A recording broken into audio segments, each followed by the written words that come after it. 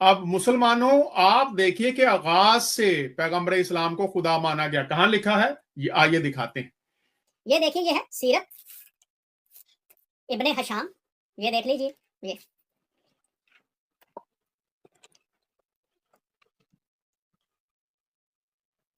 یہ دیکھیے، یہ آئیے اب ہم چاہتے ہیں پیغمبر اسلام،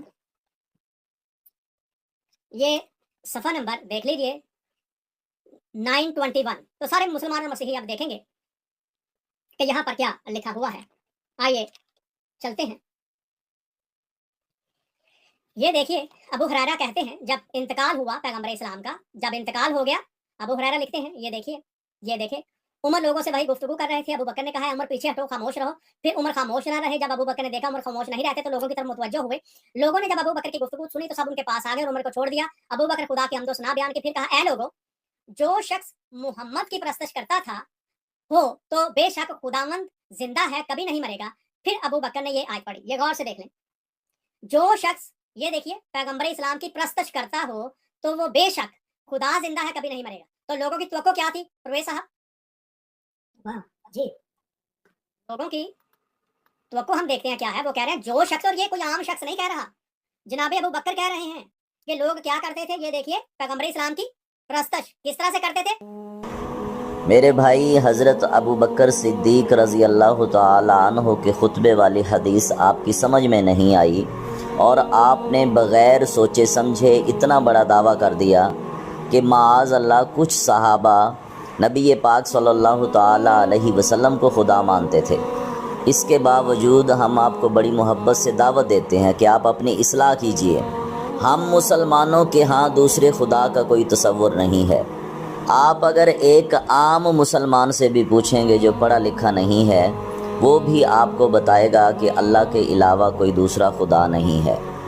آپ ہمارا کلمہ پڑھ کے دیکھیں، لا الہ الا اللہ محمد الرسول اللہ، اللہ کے سوا کوئی عبادت کے لائق نہیں، اور محمد صلی اللہ تعالی علیہ وسلم اللہ کے رسول ہیں۔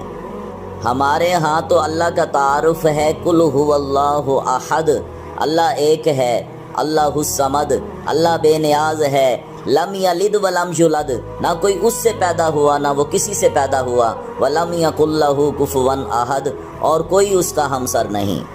میرے بھائی، ہمارے نزدیک کسی دوسرے خدا کا تصور نہیں ہے۔ جو اللہ کے سوا کسی اور کو خدا مانے، ہم اس پہ لعنت بھیجتے ہیں۔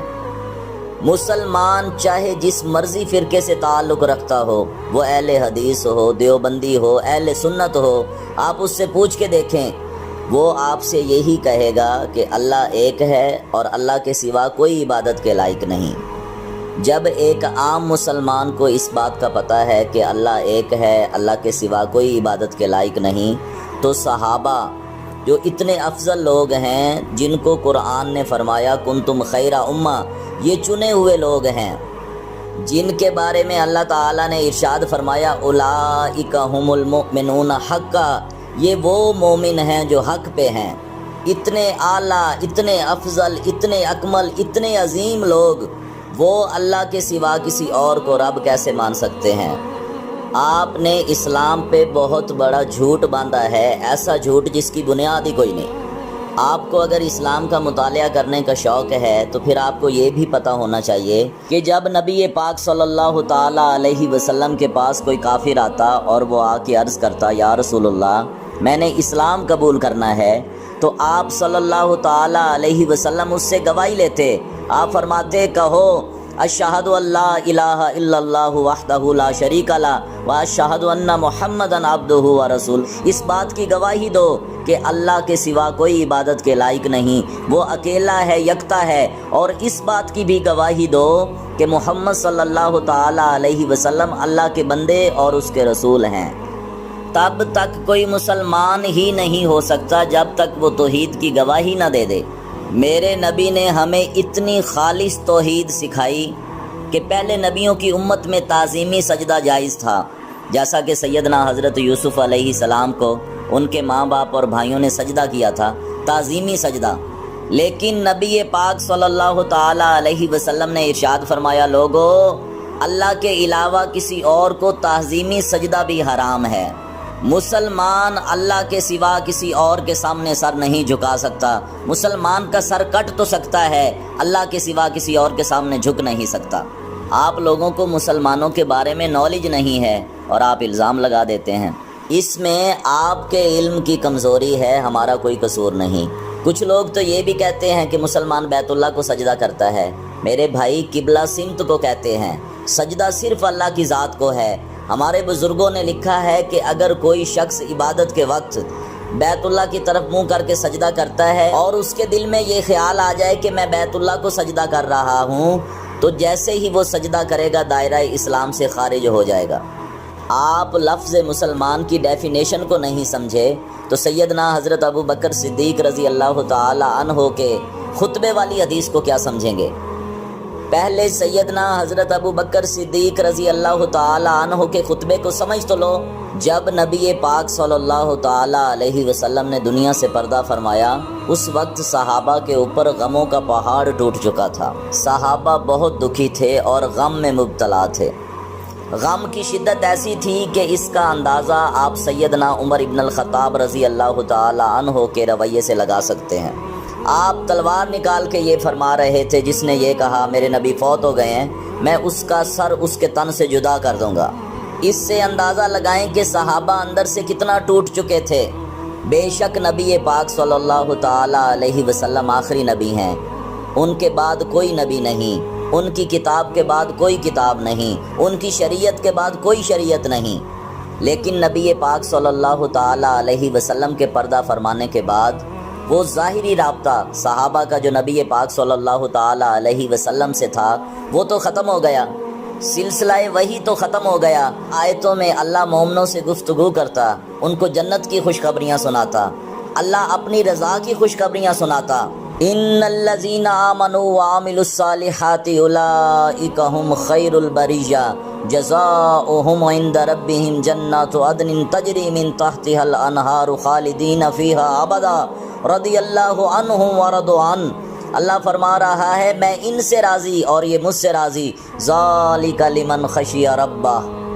وحی کے ذریعے صحابہ کے لیے جو اللہ کے محبت و بھرے پیغام آیا کرتے تھے وہ سلسلہ رک چکا تھا، صحابہ بہت زیادہ پریشان تھے۔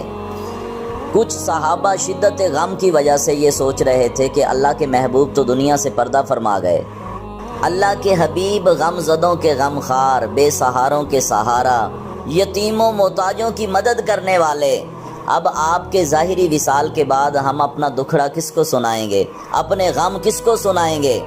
وہ غم زدہ صحابہ جو اندر سے ٹوٹ چکے تھے، ان کو سمجھانے کے لیے سیدنا ابو بکر صدیق رضی اللہ تعالی عنہ نے خطبہ ارشاد فرمایا کہ اللہ ہمیں تنہا نہیں چھوڑے گا، اللہ ہمارے ساتھ ہے۔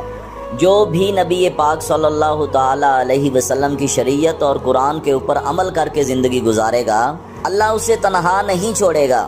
اس خطبے کا مقصد یہ تھا جو آپ کی سمجھ میں نہیں آیا۔ اب خطبے کے الفاظ غور سے سنیں، بات آپ کی سمجھ میں آ جائے گی۔ حضرت ابو بکر صدیق رضی اللہ تعالی عنہ تشریف لائے، آپ نے حضرت عمر سے فرمایا بیٹھ جاؤ، حضرت عمر نے کہا نہیں بیٹھتا۔ پھر آپ آگے گئے، آپ نے خطبہ ارشاد فرمایا لوگو تم میں جو محمد صلی اللہ تعالی علیہ وسلم کی پوجا کرتے ہو جان لو کہ آپ کا ظاہری وصال ہو چکا ہے، اور جو اللہ کی پوجا کرتے ہو اللہ ہمیشہ سے ہے اور ہمیشہ رہے گا۔